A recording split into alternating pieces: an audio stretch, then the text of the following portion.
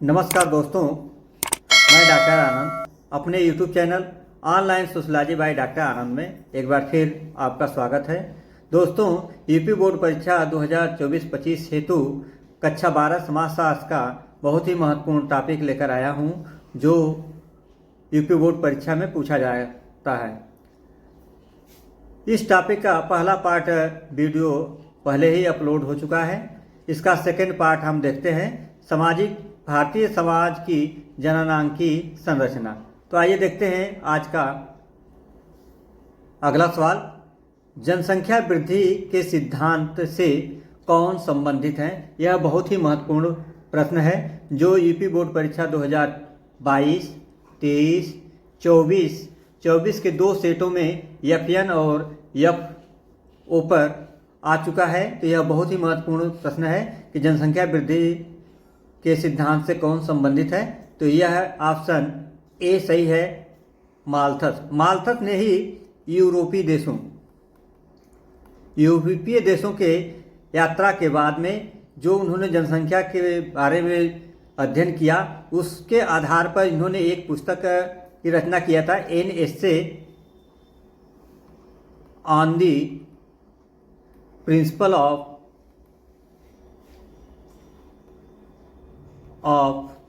Population,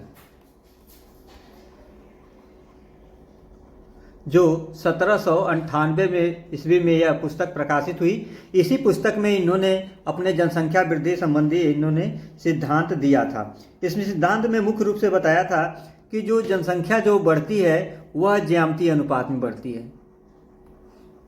ज्यामितीय अनुपात में, जो पूर्व की वीडियो में आपको बताया गया है कि जो जनसंख्या जो बढ़ती है वह ज्यामितीय अनुपात में बढ़ती है, अर्थात 1, 2, 4, 8, 16, 32 इस अनुपात में जो बढ़ता है इसे ज्यामितीय अनुपात कहा जाता है। जबकि खाद्यान्न सामग्री जो है माल्थस के अनुसार वह गणितीय अनुपात में बढ़ता है। गणितीय अनुपात में, यह गणितीय अनुपात क्या होता है? जैसे 1, 2, 3, 4, 5, 6 जब इस अनुपात में बढ़ता है वह गणितीय अनुपात कहा जाता है। और यह जो बढ़ता है वह खाद्यान्न के क्षेत्र में बढ़ता है, और यह जो बढ़ता है जनसंख्या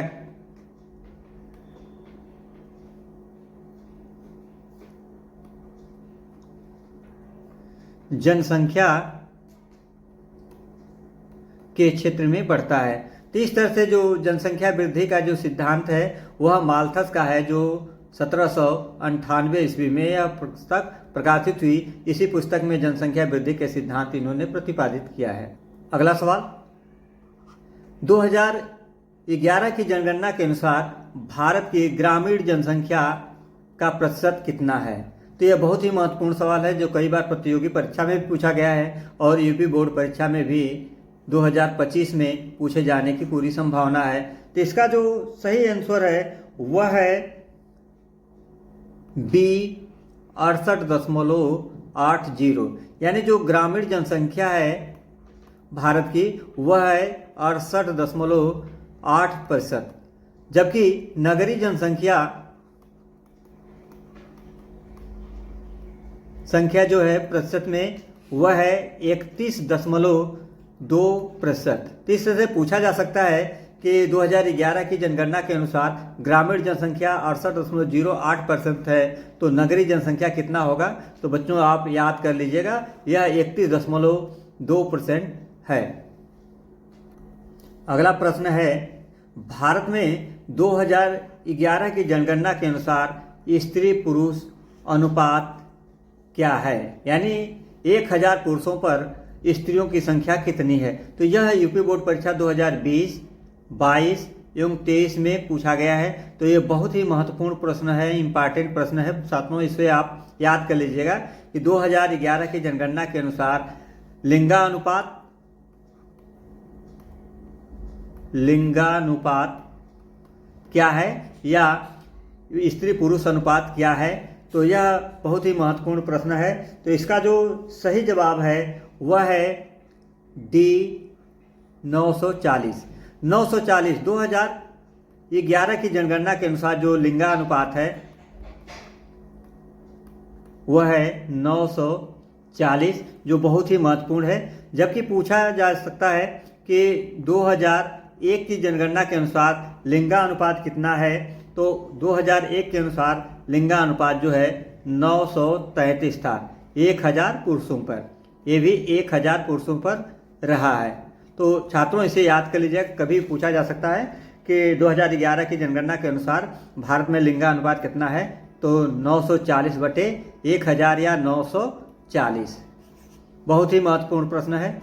अगला प्रश्न है, सन 2011 की जनगणना के अनुसार भारत की संपूर्ण जनसंख्या है। तो यह प्रश्न जो है कि यूपी बोर्ड परीक्षा 2020 में पूछा जा चुका है कि 2011 की जनगणना के अनुसार भारत की संपूर्ण जनसंख्या कितना है। तो इसका जो सही आंसर है वह है सी, 1,21,08,54,977। तो छात्रों इसे याद कर लीजिएगा। मुख्य रूप से इतना गहराई से नहीं पूछता है, जबकि जनसंख्या पूछेगा 2011 के अनुसार तो केवल आप 121 करोड़ जो है कि आप याद कर लीजिए, यही प्रश्न पूछा जाएगा। यह प्रश्न पूछा गया है तो इसमें बहुत ही जटिलता है कि 1,21,08,54,977 जनसंख्या जो है कि 2011 की जनगणना के अनुसार रही है।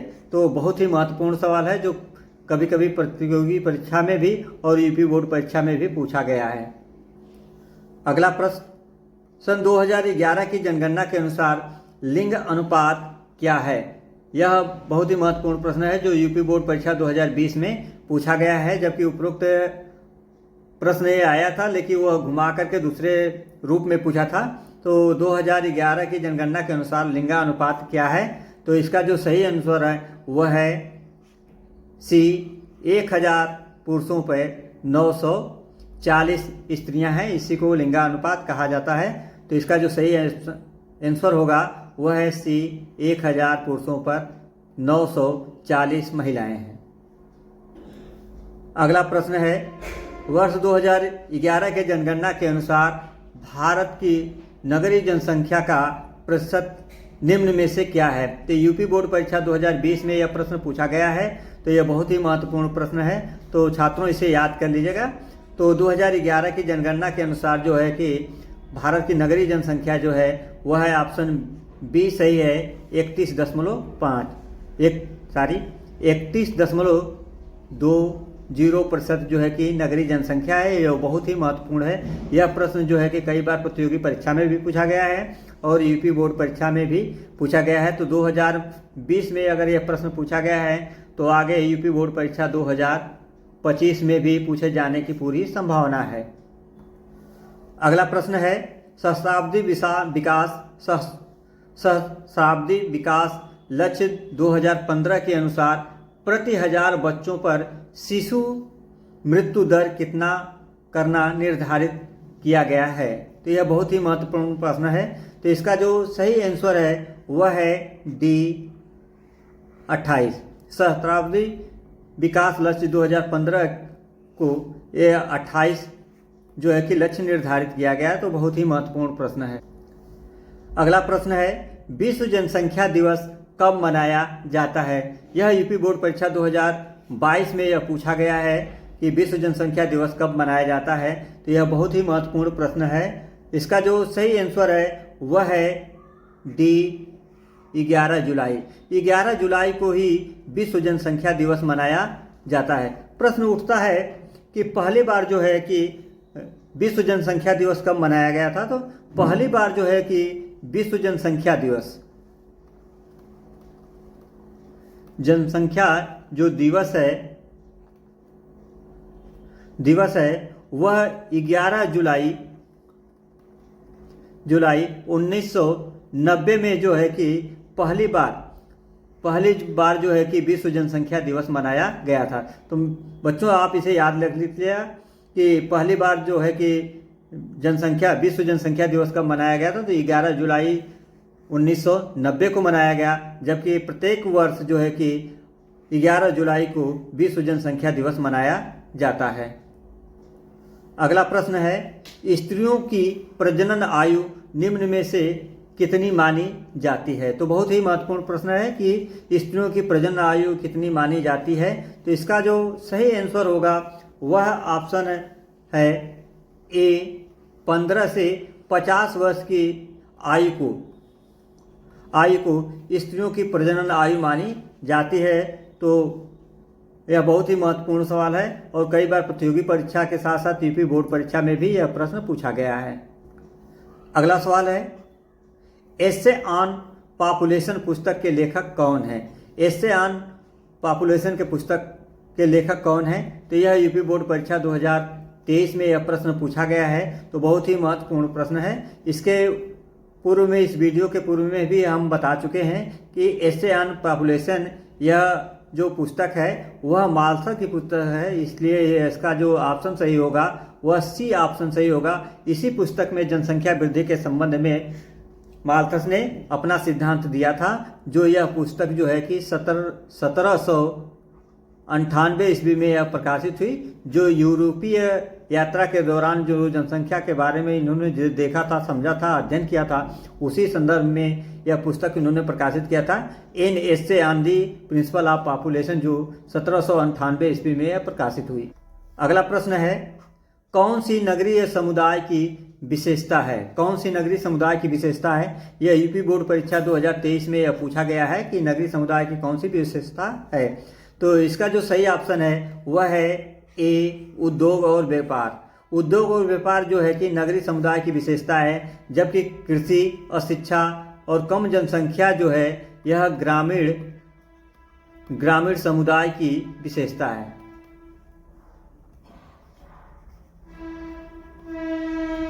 तो इसे बच्चों आप याद कर लीजिएगा कि नगरीय समुदाय की कौन सी विशेषता है। तो उद्योग और व्यापार जो है कि नगरीय समुदाय की विशेषता है। अगला प्रश्न है कि निम्न में से कौन ग्रामीण समाज की विशेषता नहीं है। ग्रामीण समाज की विशेषता नहीं है। तो यह यूपी बोर्ड परीक्षा 2023 में भी पूछा गया है, बहुत ही महत्वपूर्ण है कि कौन से ग्रामीण समुदाय की विशेषता नहीं है। तो इसका जो सही आंसर होगा वह है सी, गतिशीलता। गतिशीलता जो है कि नगरीय समाज की विशेषता है। नगरीय समाज की विशेषता है गतिशीलता, जबकि ग्रामीण समाज की विशेषता है कृषि, एकरूपता और प्राथमिक संबंध। तो इसका जो सही आंसर होगा कि ग्रामीण समाज की विशेषता नहीं है। तो इसने नकारात्मक रूप से सवाल पूछा है। तो इसका जो सही आंसर होगा वह सी, गतिशीलता। आइए देखते हैं अगला सवाल। 24वां सवाल है, किस समाज में द्वितीयक संबंध मुख्य रूप से संबद्ध है। तो यह यूपी बोर्ड परीक्षा 2023 में यह पूछा गया है कि द्वितीयक संबंध मुख्य रूप से संबद्ध है। तो इसका जो सही आंसर होगा वह है बी, नगरीय समाज। नगरीय समाज की जो विशेषता है वह द्वितीयक संबंध की विशेषता है, जबकि प्राथमिक जो संबंध होते हैं वह क्लोज होते हैं, नजदीक के होते हैं, और प्राथमिक संबंध जो पाए जाते हैं वह पति पत्नी के बीच पाए जाते हैं, माता पुत्र के पास पाया जाता है, माता पुत्री के बीच, पिता पुत्र के बीच, पिता पुत्री के बीच, भाई भाई के बीच, भाई बहन के बीच, और बहन के बीच। यह जो संबंध पाए जाते हैं वह प्राथमिक संबंध पाए जाते हैं। प्राथमिक संबंध पाए जाते हैं। तो इस प्रकार से द्वितीयक जो संबंध है वह नगरीय समाज की विशेषता है, जबकि प्राथमिक जो संबंध है वह ग्रामीण समाज की विशेषता है, ग्रामीण समाज की। तो मित्रों, मेरे द्वारा बताई गई समझाई गई चीज़ें अगर आपको अच्छी लगे तो मेरे channel online sociology by doctor Anand को लाइक करें, सब्सक्राइब करें और मित्रों के साथ शेयर करें, जिससे कि मैं अच्छा से अच्छा और चैप्टर लेकर आ सकूं। धन्यवाद।